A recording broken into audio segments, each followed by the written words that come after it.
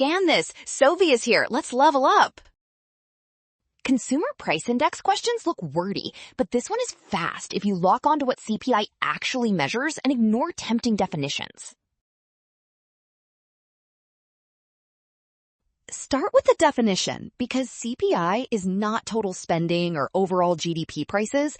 It tracks the cost of the same basket of consumer goods and services over time.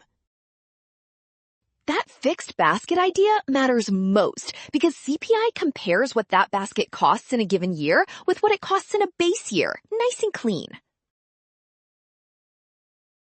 So the only choice matching fixed basket plus comparison to a base year is option A, and that is the textbook CPI definition.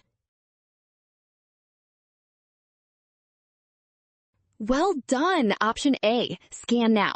Trap, rushing past keywords. Rule, trust the given definition and check each choice against it carefully.